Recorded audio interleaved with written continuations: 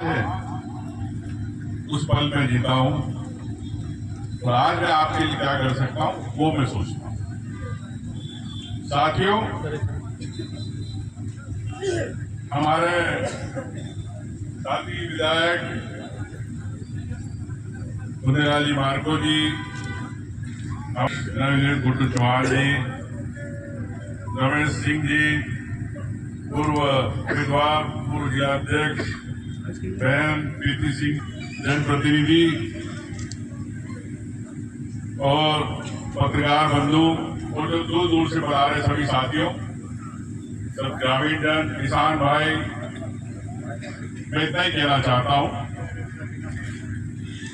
थोड़ा लेट हो गया, 1-1.5 घंटा, लेकिन सराब जी कह रहे थे कि पानी बहुत।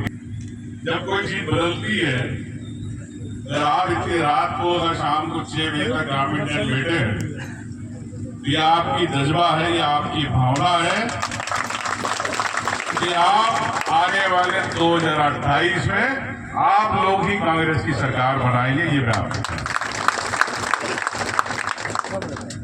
वोट चोर, गलती छोड़ किनारे आप लगा रहे हैं, लेकिन आपको पता है कि वोट चोरी कैसे हुआ?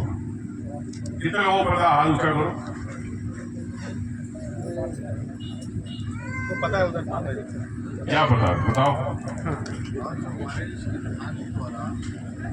एक पात्रता जो वोटिंग करने की उस पे फर्जी वोटर लिस्ट पर नाम और ये व्यक्ति को भारतीय जनता पार्टी के लोग हैं जो फर्जी वोटर लिस्ट सत्यापित करा करके हर एक विधानसभा, हर एक लोकसभा पर फर्जी वोटिंग करवाते हैं। प्रदेश में वोट चोरी हुई किसको पता है? ये बताओ। पता है? पांडे जी बताओ। वोट चोरी 3 तरह से करता है। हाँ, 3 तरह से भाई साहब। एक ईवीएम की तरह, जहां हमारा वोट ज्यादा होता है हमारे वोट को वोटर लिस्ट से काटता है। एक अपना वोट जो फर्जी तरीके से मतदाता सूची में अंकित करवा के और फर्जी वोट डलवाता है। इस तरह से 3 तरह से भारतीय जनता पार्टी वोट चोरी करता है। धन्यवाद। मध्य प्रदेश के अंदर ये सरकार बनी है, ये वोट चोरी करके सरकार बनी है। ये बीजेपी की सरकार नहीं है। अगर ईमानदारी से चुनाव होते तो आज कांग्रेस पार्टी की सरकार बनती मध्य प्रदेश में। वो कैसे बनी? 16 लाख वोट मध्य प्रदेश में चोरी हुए। राहुल गांधी जी ने देश में की बात करी, ऐसे मध्य प्रदेश की मैं आपको बताना चाहता हूँ। 16 लाख वोट, यानी अगर बीजेपी की 150 सीट मान लो, 10,000 वोट प्रति सीट पड़े। जहां बीजेपी जीती 10,000 वोट से वहां 5,000 वोट पड़े। जहां 5,000 से जीती वहां पर सीधे सीधे वोट बढ़ गए, और जहां 2,000 से जीती वहां 5,000 वोट पड़ा। कैसे बढ़े? पार्टी के कार्यकर्ता है। पोलिंग एजेंट कितने हैं इसे बताओ। ये लोग पोलिंग एजेंट वगैरह है, हाल सा करो कितने लोग बैठते पोलिंग पे? कितने? बूथ कमेटी वाले कौन कौन है? हाल सा करो, बूथ कमेटी वाले। ठीक है, तो जब आपको अंतिम सूची प्रकाशन होता है वोटर लिस्ट का, सूची प्रकाशन हुआ, दावे आपत्ति लग गई, जो नगर पालिका में भी होता है चुनाव। उसके बाद चुनाव आयोग ने कहा कि अब किसी को सूची नहीं देनी। चुनाव आयोग ने खुद ने कहा, प्रमाण है कागज पे। मैंने जब प्रेस कॉन्फ्रेंस करी थी कहा था, मेरे खिलाफ चुनाव आयोग नहीं बोल पाया। चुनाव आयोग ने आदेश निकाला, लेटर निकाला है कि ना किसी वेबसाइट पे डालना, ना किसी को जानकारी देना, ना किसी पार्टी को आपको देना। और 2 महीने के अंदर 16 लाख वोट बढ़ा दिए। जब अपना पोलिंग एजेंट गया चुनाव पार्टी की तरफ से, उम्मीदवार की तरफ से, तो उसके पास वोटर लिस्ट दूसरी थी जो पुरानी थी। तो दूसरे वोटर लिस्ट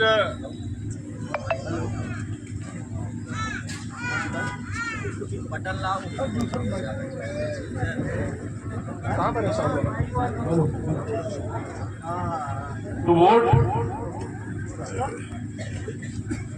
जब वहां पे गया वोटर लिस्ट लेके बैठा वो इलेक्शन एजेंट पोलिंग एजेंट उसकी सूची दूसरी थी, वो पीठासीन अधिकारी है सूची। उन्होंने अपने हिसाब से वोटिंग करा ली, कट गया नाम, ये जुड़ गया सूची में नाम।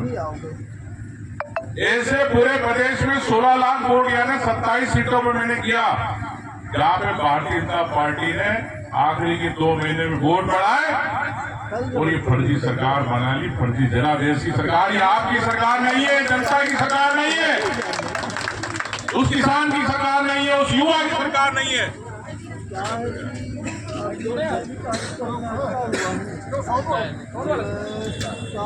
मान लीजिए आपको आते आते 8 बज जाएगा, कैसे आएंगे तो भी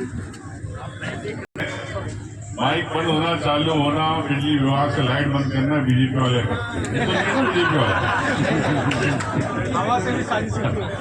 तो इस प्रकार से इन लोगों ने सरकार बनाई, बहनों को दिए 1200 रुपए और बोला कि 3000 रुपए देंगे, पैसे नहीं मिले। लेकिन 1200 रुपए देंगे, बहनों को सपने दिखा दिए, इनसे वोट ले लिए। लेकिन जो बाकी बात है आपके गांव की, आपके क्षेत्र के विकास की, अगर किसी गांव में ट्रांसफार्मर चाहिए, कहीं अस्पताल चाहिए, स्कूल चाहिए, सड़क चाहिए, सीमेंट कंक्रीट रोड चाहिए, उसके लिए बात सरकार के पास पैसा नहीं। सरकार के पास पैसा है तो अपनी ब्रांडिंग करने के लिए, भ्रष्टाचार करने के लिए बड़ी योजनाओं के अंदर जिसमें से सीधा पैसा 5%, 40% मिला, उसके लिए है।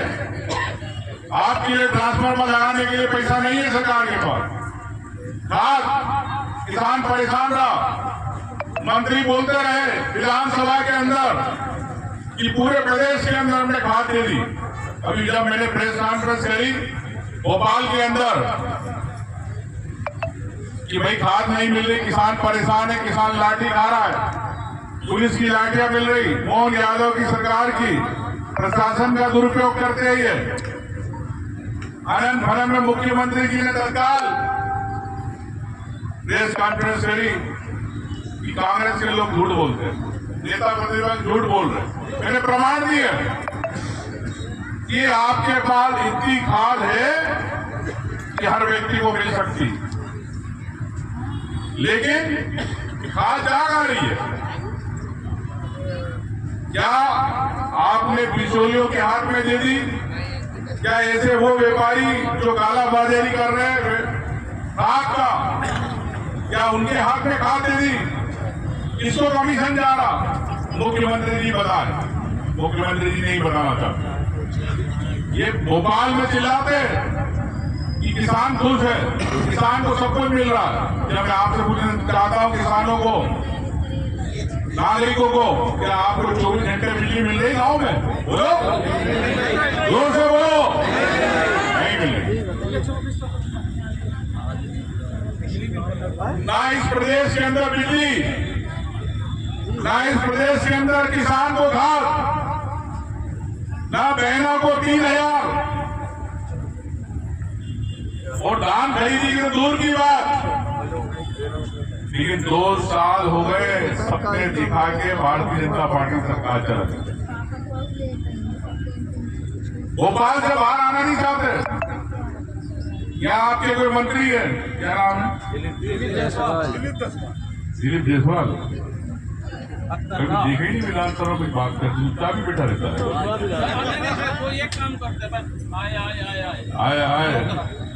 आए तो जाए कर देना उसको। तो ऐसे मंत्री है जो विधानसभा के अंदर जवाब ही झूठे रहते।